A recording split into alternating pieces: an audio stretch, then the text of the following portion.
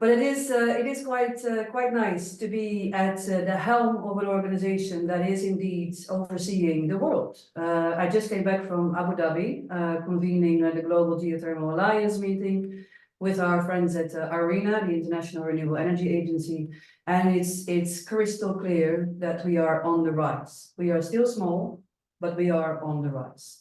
And that's super important because 7 years ago, when I joined this job at the IGA, and I attended my first one, geothermal was not mentioned. So it is clear that we're doing collectively worldwide a pretty good job, but we're not there yet. I would like to dive in a little bit about who we are as IGA. Maybe not everyone knows the IGA that well.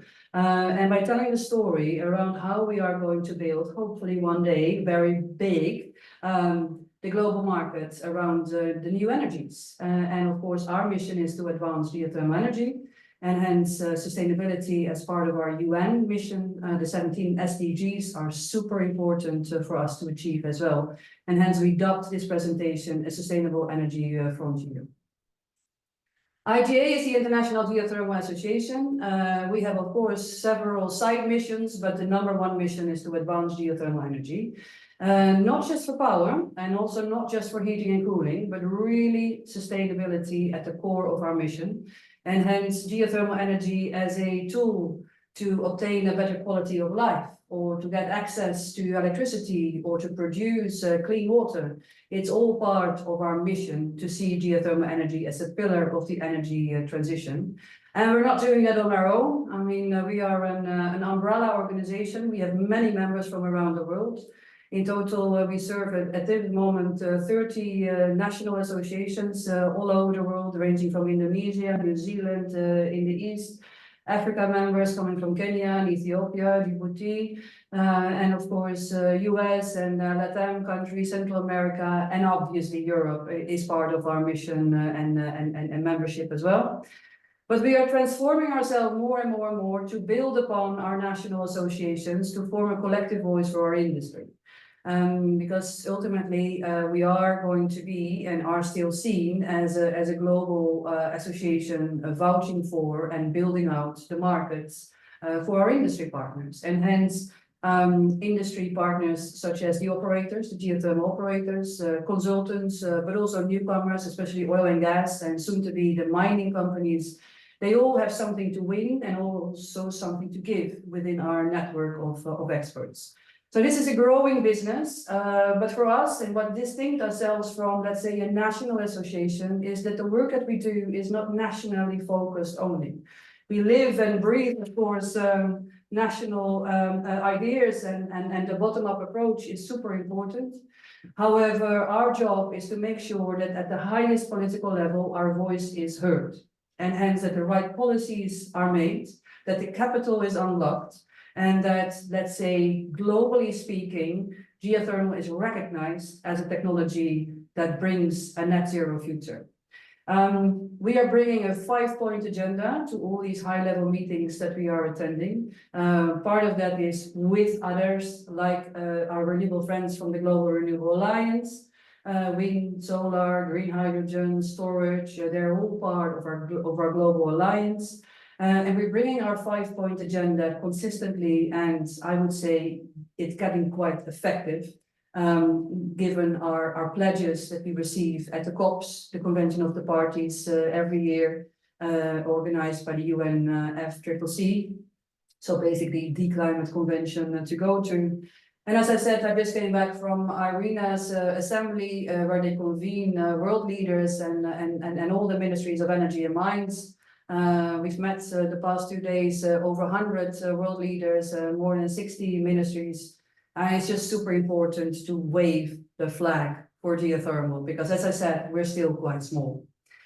For us, the 5-point agenda, and I can't stress this enough, yes, it's all about the policies and the regulatory framework, but without money, no drill bit. Meaning that finance is at top of our priorities the coming years to come. But also certainly coming week, where we're convening in The Hague our first primary event around impact investment and financing geothermal. And it's a super duper important topic. And we're very pleased to have a fantastic program, fantastic panelists, and some serious investors coming to look into the scope of geothermal. But without technology, we're not there either. So innovation, technology, the R&D agenda, training, competences, but also the big scare is, of course, that we do not have enough people by the end of this decade and beyond to drill all those wells and to explore all those geothermal resources and to build all those assets that we need. And hence training and building competencies is equally important as setting those standards, doing innovation and working on policies. So this is not a priority agenda from 1 to 5. Each and every one of these is super important. It just depends on who is your public and who are you advocating to. Now, part of IGA's mission is to be that authority and be the to-go-to platform for all things data-related, information-related, and then, of course, also the standards that go with it. For instance, every 3 years we organize World Geothermal Congress, and on those congresses, not only do we convene a lot of people to talk about geothermal, we also work with, at this day and age, 88 countries to submit their current state of affairs when it comes down to geothermal. Hence, we have a pretty good stock take on a 3-yearly basis on what the status is of geothermal. And we're working very hard with a couple of task forces on collecting the data and making it representative and in a templated and standardized way. Because especially when you grow, it is super important that everyone speaks the same language, and hence the definition of geothermal energy, the way we report geothermal energy, both in reserves and in resources, in installed capacities, what kind of projects. It's super important that we are adhering to the same definitions from country to country. Otherwise, our global politicians will not understand what our technology is all about. The biggest we are is in geothermal direct use, or the heating and cooling market, I should say, for those who are interested in that aspect of heating and cooling. And what you see in all these countries, we have 88, as I said, what you see in all these 88 countries is that their markets are quite variable. The dominant market is heating and cooling, and we have split that between the, let's say, the shallow geothermal, the heat pumps and the thermal energy networks. And of course, something where our membership is more coming from is a deeper geothermal market, as in the drilling for water, hydrothermal or EGS type of systems, to do heating and cooling for district heating systems and so on. But do not underestimate the power of our health and wellness industry. We do have quite some markets to serve there.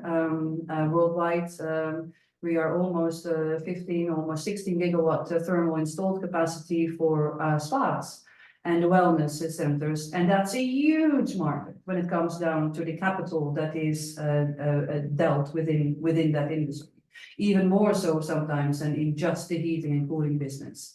And then what we see is very upcoming is agriculture, basically the greenhouse sector, and we see industrial heat, because industry's need for heat is something that is definitely on the rise in this decarbonized future that we're all wanting to work towards.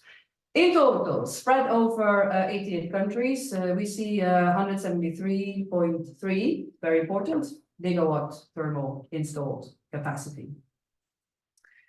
Only, if I may say so, 31 countries out of those 88 are doing electricity. And of course, those are the well-known countries because they belong to Iceland and New Zealand and Kenya in East Africa and part of Central America and the USA, Mexico. Those are the ring of fire type of countries with a few of them leading, such as the USA, with the majority installed in Western USA. In total, we have 16.3 gigawatts electric installed.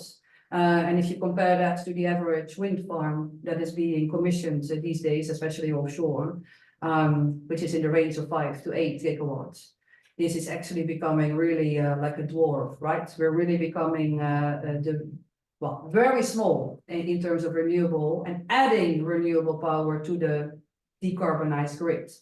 And hence that makes us, and I see the same story over and over again after all those years at the arenas and at the IEA, the International Energy Agency, referring to us as being flatliners, because we're not adding gigantic amounts of gigawatts when it comes down to power to the grid. And hence we can map whatever we want, but still we are seen as being flatliners.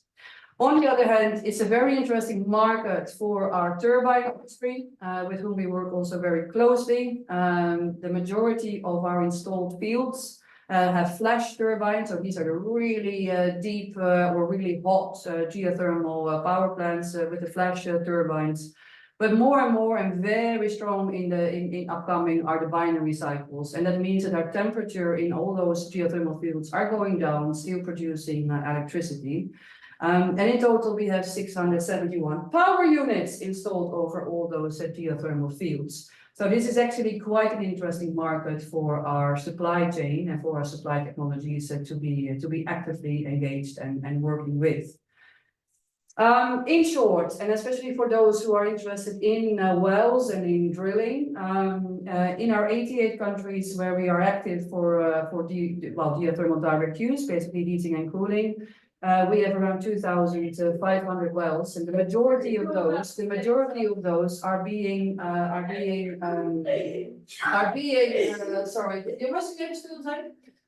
installed in China and in the EU. So this is 2,500 wells for geothermal direct use. And here you see the splits in our installed capacity. As you can see, the minority is for deep geothermal. The shallow wells still dominate, and that comes predominantly for EU and also for China, where they don't go sometimes that deep in order to do heating and cooling. For our power markets, it's the USA that's leading, and number two, Indonesia and the Philippines, which is really that Asia-Pacific dominance from the Ring of Fire. We have a few more wells, 3,700 wells that we have counted in our World Geothermal Congress 2023, which was held in Beijing. And as I said, this is 16.3 gigawatt gigawatt electric that is installed in over 31 countries. If you look at a typical geothermal project, and this is quite significant when you come down to the finance aspect and in the costing aspect, it is roughly speaking split in two sides, a given geothermal project, and that is service and that's subsurface costs. And for the subsurface cost, it comes down to roughly speaking a 3.5 million per megawatt investment that you need to do in order to get the megawatts up and running in a high entropy zone, and you're spending almost 4 million then on the service side. So infrastructure, the turbines, the whole production units, the assets is almost equivalent as the subsurface cost. That means when we're talking about building a bigger market and driving down the costs, because everyone is always speaking to geothermal as that we do have to drive down those costs. It is not just drilling, right? It's not just the subsurface element, it's also the service element that is still quite hefty when it comes down to appreciating the costs. I throw a few more numbers at you, and happy to take questions on this topic later on, because I do appreciate I'm overwhelming you now with a few numbers. At the moment, worldwide, we are serving about 250,000 jobs. And when we're talking about impact, jobs are one of the key drivers for making geothermal grow. And of course, we need to train people if we need to have more people, because they're not going to come from everywhere, because we have quite some seniority in our membership, not only our GA membership, but also in our community. Meaning that training and getting diversity of thought into our community is super important. As I said, the majority of these 250,000 people are over 45. Right? So we really have to look after our next generation and make them willing and able and retain, of course, also some of our superstars in our community. In terms of CO2 reduction, if you add everything on our global scale up, we are reducing 150 megatons of CO2 reduction in a year. That's always a good impact factor for those climate financiers out there. An equally important hard return on investment. If someone says to you that geothermal is not a double-digit return, ROI, we can prove them wrong. It just takes a longer time, right? This is patient assets. This is patient capital that we need in geothermal. The first 5 to 7 years, you will not see that much coming out of your assets. But for power, after year 5, after year 7, you come into the 5 to 8%, and it reaches up to 10 to 12% ROI after year, well, let's say after year 15.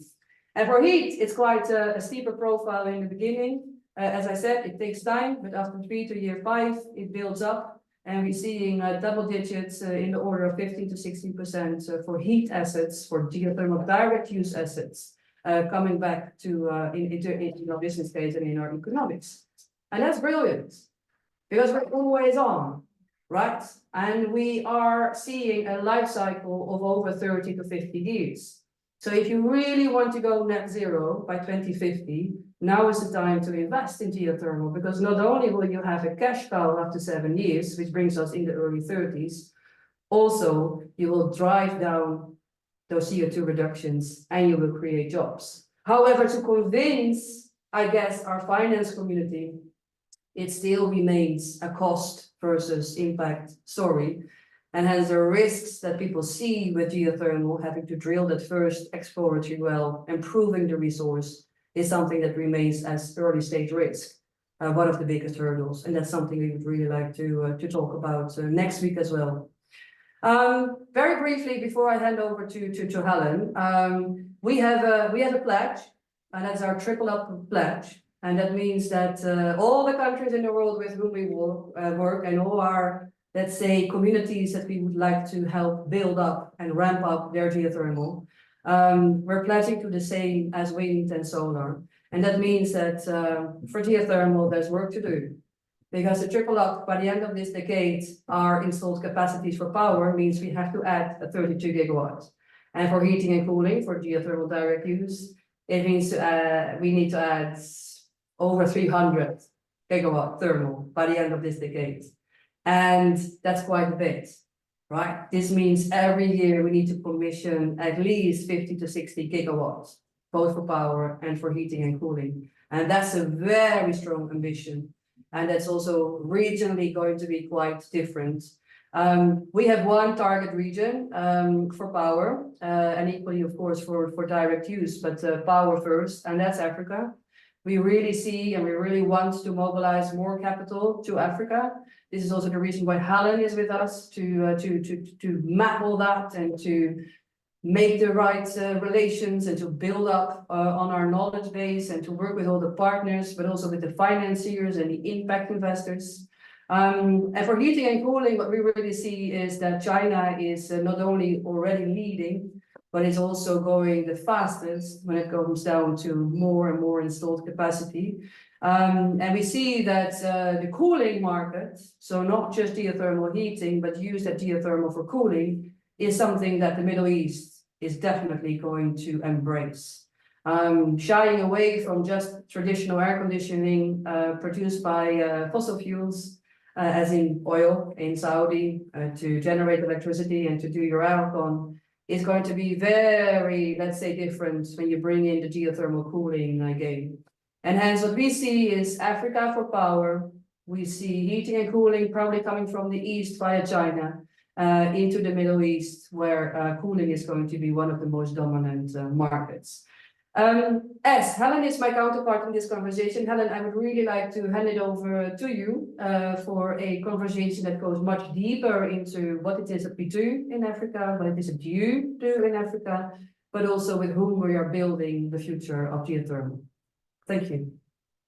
Thanks, Marit. And I will just share my screen with everybody. Okay, so hopefully everybody can see that one. Okay, so yeah, I mean, we're talking about building, you know, the geothermal market and building the African market, and actually building the African market is not as easy as, you know, I think people are sort of have that perception. Everybody thinks of Kenya and the success story that Kenya's got going on. And, you know, we have to acknowledge the hard work and the lessons learned in that country. But there are a lot of challenges across the continent. And I do want to try and bring this back to sort of Northern Ireland and other sort of countries that are represented on this talk. And I'm going to put it over to you so that whilst I'm talking about Africa, I'm hoping that the cogs will start turning and you'll start sort of thinking about how you might be able to help us help Africa deliver, because the resource is there right across the continent. The market does exist. So, I mean, that's just sort of a summary of what I'm going to cover today. But first of all, I'm going to start with the mechanisms that are driving geothermal development across the African continent. So we've got two maps of the continent here, and we're looking at driver one is a need for power and clean cooking fuels. So on the left-hand side, that sort of shades of purple map.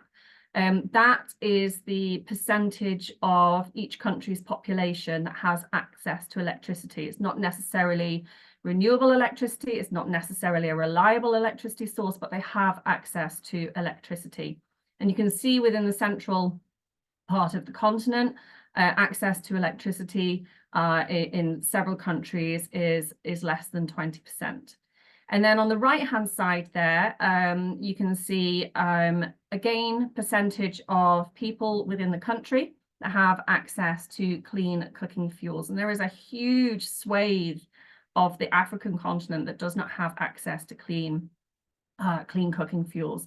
So at the moment, the numbers stand at almost 700 million people on the African continent do not have access to electricity, and over 900 million people do not have access to clean cooking fuels on the African continent. Driver number two. So we've got an example from South Africa here. Now, I know South Africa is the most developed country on this in sub-Saharan Africa. Nevertheless, they are currently experiencing the country's worst ever power shortage. And this can result in up to 30 hours of load shedding, or even can result in a total blackout. And it's a combination of significantly failing infrastructure, and the generation versus consumption is almost breaking even. So you can just see that statement below the pie chart there, where their generating capacity is around 1,300 terawatt hours per year, and they're currently consuming around 1,200. And then the table on the left is sort of their stages for load shedding. Goes up in 2 hours of no power per stage, so 2-hour increments. And what you can see there, I've circled stage 8 because I've been in country when I've experienced a stage 8, and that is 4 blocks of 4 hours where you have no power. So you'll have 4 hours of no power, it'll come on for 2 or 4 hours, and then it'll go off for 4 hours, and so on and so forth.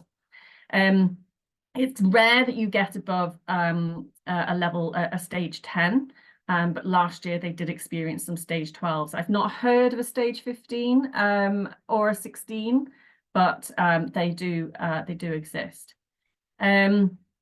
So one of the things, so the pie chart there shows you the consumption of electricity and how it's split over sort of key industries and applications. And of all the electricity usage across all sectors, 70% of it is for heat. And then if we look at specifically manufacturing, 40% of all of South Africa's electricity generation is consumed by industry.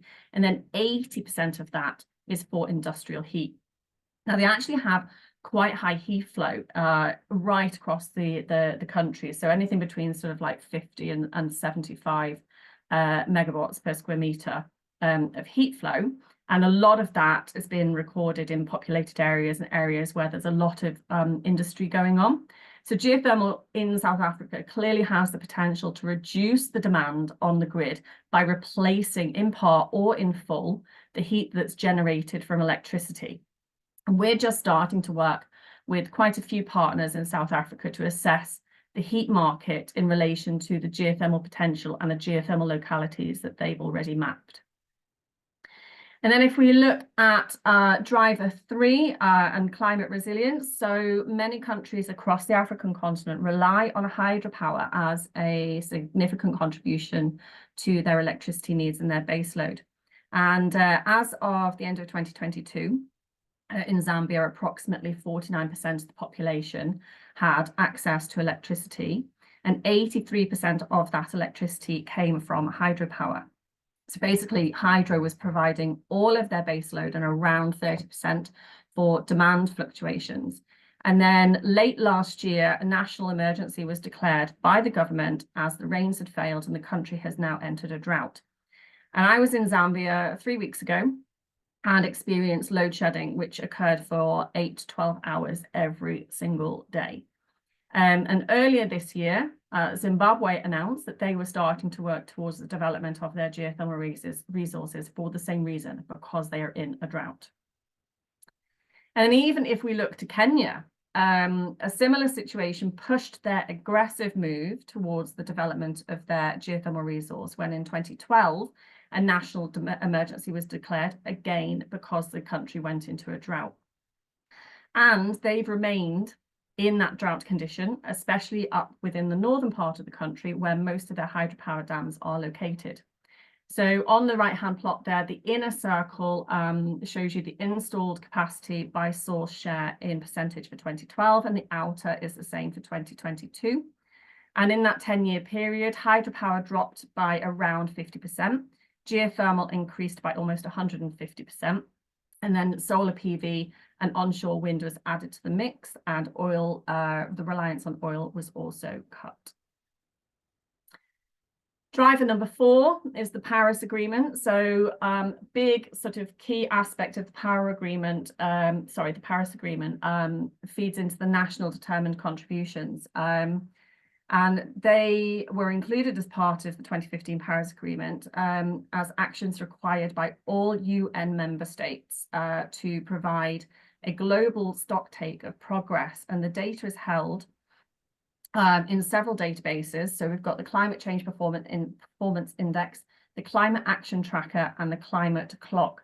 And you can see there sort of the country commitments, the kind of commitments that are expected of them, and the requirements to motivate progression, positive progression, you know, making sure they're ambitious and they're achieving the purpose of the agreement, and so on and so forth. And then driver number 5 is the United Nations Sustainable Development Goals. So every year the UN holds a high-level political forum, HLPF, which focuses on a selection of different sustainable development goals and takes a detailed deep dive into each one, producing a range of associated outputs. The 2021 and 2023 events focused on SDG 7 with a few other SDGs in there. And it clearly demonstrates, the reports clearly demonstrate achieving the other Sustainable Development Goal targets can only truly be successful when SDG 7 is also addressed and successfully achieved. And we are currently working with international partners to explore in detail the specific role of geothermal in the space of addressing the Sustainable Development Goals. And we're starting with the African continent.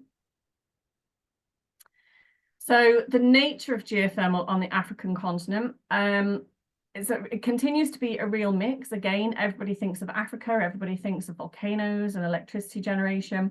But the perception across the continent of what geothermal really can do and where it can be found, it is changing, but it is really mixed. So a lot of the countries that are developing geothermal or exploring developing geothermal, it really depends on who you speak to. You speak to the geologists, speak to the engineers, they have a conceptual awareness that actually geothermal is everywhere. But this is not making its way to the decision makers, the policy makers, to government. They're not really understanding that there is a real genuine opportunity that's worth considering. So we have geothermal plays. There might be a few of you who have come across this before, because I do love our new play, I say new, it's 2014 and 2015 play catalogue. But understanding what type of play there are and where they are located across the continent can provide a very quick assessment of what we might expect to see in terms of the geology we see, the potential geothermal outputs, and especially where heat-related outputs are, where they lie in relation to populated areas and therefore are heat customers. And the concept of a play has existed for years within the oil and gas sector, where they look at the key geological features and they can ascertain from that what kind of hydrocarbon sink they might or might not encounter in a given area. So the next couple of slides are presented at country scale, but with the aim of working down to a more detailed approach over time. So we've got a volcanic field type here. And for those of you who are sort of the eagle eyes of you, you'll see that South Africa is highlighted as having volcanic plays. Now, mainland South Africa does not have active volcanic plays, but Prince Edward and Marion Islands, which are right at the bottom in the circle, have high temperature resources that could be utilized for electricity. The islands are not inhabited and are not thought to have any sort of significant environmental considerations, but developing in this area and then transmission across 1,200 miles of the Southern Oceans will certainly be a challenge. And then you've also got Cape Verde and the Comoros Islands that are circled, and Prince Edward and Marion Islands' closest analogue is Iceland, and then Cape Verde and Comoros, the closest analogues for those two areas is Hawaii. And then we have next play, which is looking at plutonics, so granite, big granite intrusions. And based on recently updated geological maps of the African continent, these are the countries that have significant plutonic type geology in their shallow subsurface. The most significant challenge is just because they have a granite, it doesn't necessarily mean to say they have a suitable granite. So we're looking for what we refer to as a K-type or an I-type granite. So that is a granite that is high in potassium, with the potential to generate high radiogenic heat from the decay of certain feldspar and mica minerals. But not every type of granite has that characteristic. Extensional plays. So with the exception of the East African Rift System, which has largely been confirmed as dominated by extensional plays, throughout the Eastern Branch, extending across Eritrea, Djibouti, Ethiopia, Kenya, and northern Tanzania, and then the Western Branch, which extends through Uganda, Rwanda, Burundi, and southern Tanzania and Malawi.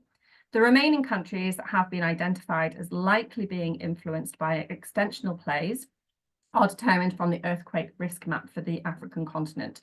And this does assume that there is heat flow in these same areas, and there is some kind of structural permeability or permeability that can be enhanced through EGS.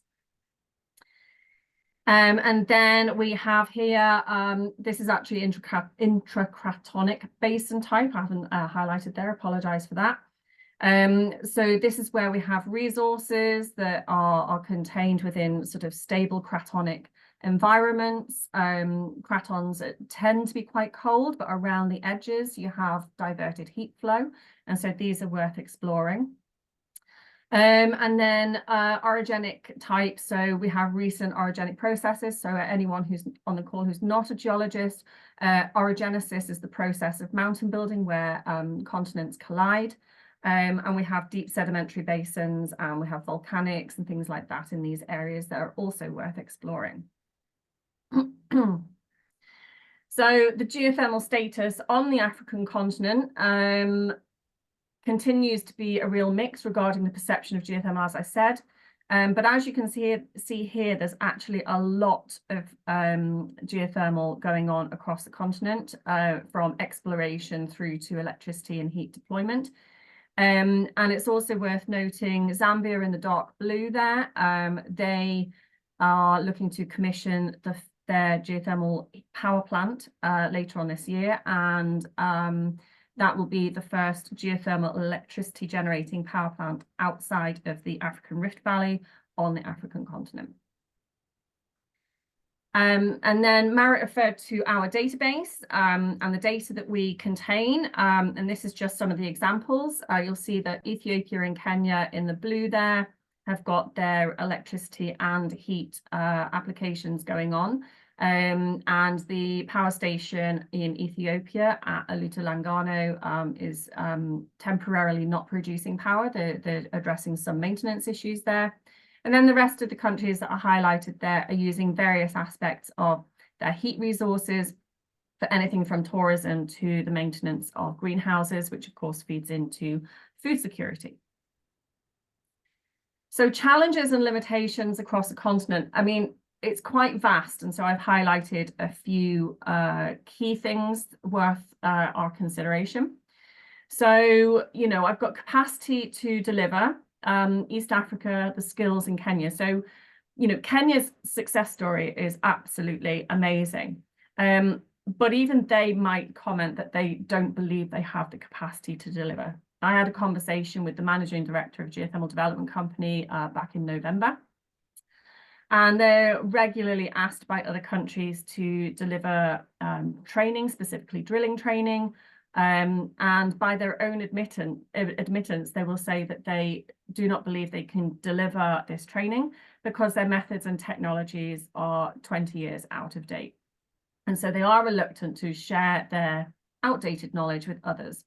And this extends across the value chain with key issues in things like the updating of drilling techniques and technologies. Reservoir and reservoir modeling has become quite prolific in Kenya at the moment, and also project management, where they really want some assistance. And then if we think about the rest of the continent, I mean, I'll give you an example later on of some of the challenges that we're finding, but it's quite varied again. And then if we look at the regulatory framework under the complex requirements, so we quite often find that geothermal is regulated by oil and gas, or it's regulated by mining, excuse me, and it's often not fit for purpose. They may be required to undertake activities that are not relevant to geothermal, or are not required to undertake activities that are crucial. Licensing in East Africa is gaining the appropriate licensing for exploration is greatly improved, but this is not mirrored elsewhere. Additionally, agreements and limitations around power generating licensing can be restrictive or do not match up with other policies, which again I'll touch upon in an example shortly. Environmental and social governance, there is no guidelines whatsoever, excuse me. There are no guidelines whatsoever on the development of pre-sin and post-environmental baselines and long-term monitoring to mitigate against any potential impacts the development has had. There's very little efforts or understanding on the importance of gaining knowledge on wildlife migratory routes and the potential for human-wildlife conflict if migratory routes are changed because of a development. Also, social engagement, recognizing and understanding the benefits of quality communication and involvement of communities is a bit hit and miss. Some countries or some companies are better at it than others. But there is the potential that communities could refuse land use, they could sabotage infrastructure if it's not been communicated to them in a way that they understand. Or sometimes they may have expectations that are not realistic, which could also lead to conflict in extreme cases. And these are just a couple of the key aspects that have been discussed when I've been on the continent. None of these are criticisms, because ultimately ways to deliver and improve on the above have never really been explored properly on previous occasions. And while there are training opportunities out there, whether that be with ourselves, with the United Nations, or even like the Grow GTP program, financing to run these opportunities are just as, if not more, limited than what we see for financing for project delivery. Yet it's just as important, because if we do not have the people with the skills, we are not going to be able to deliver the projects. So our activities across the continent, so Marit has already touched upon the IGA 5-point agenda, so I'm not really going to go too much into this slide.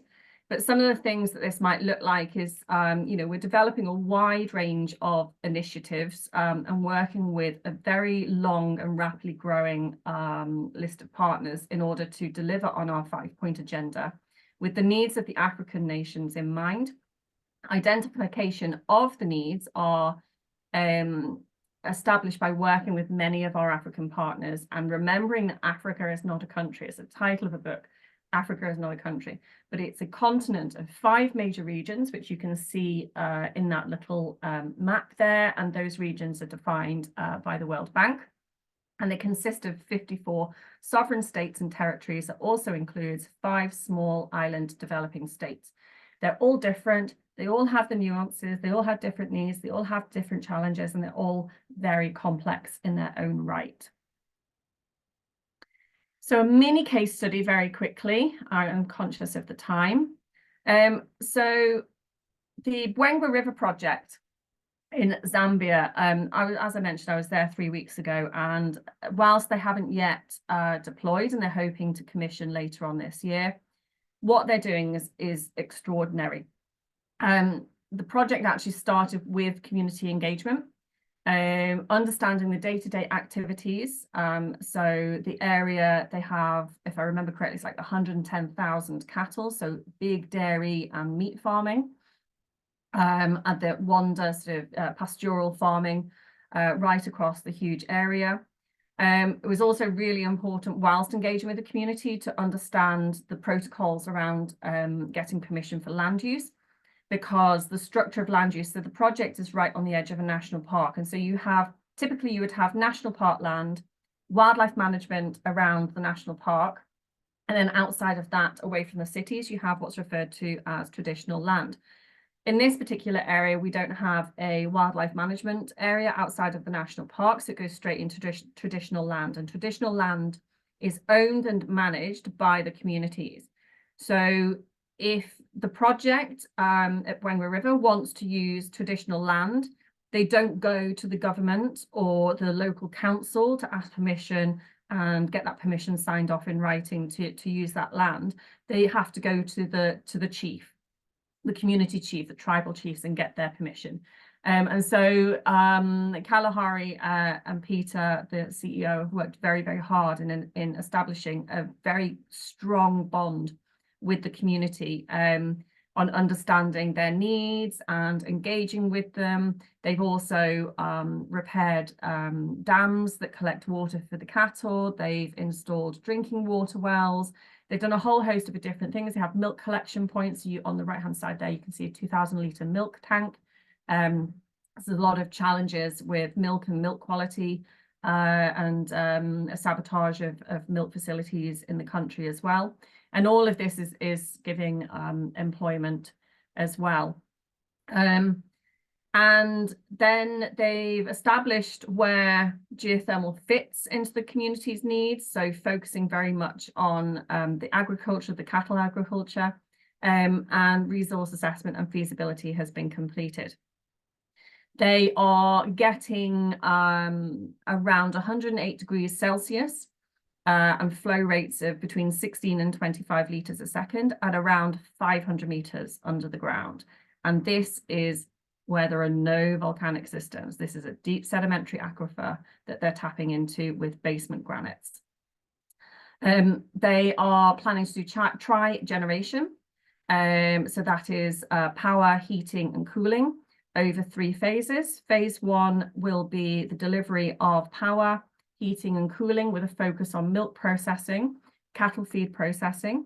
And as I said earlier, it'll be the first geothermal power station on the African continent outside of the Rift Valley. Phase 2 will look at additional applications with the community in mind.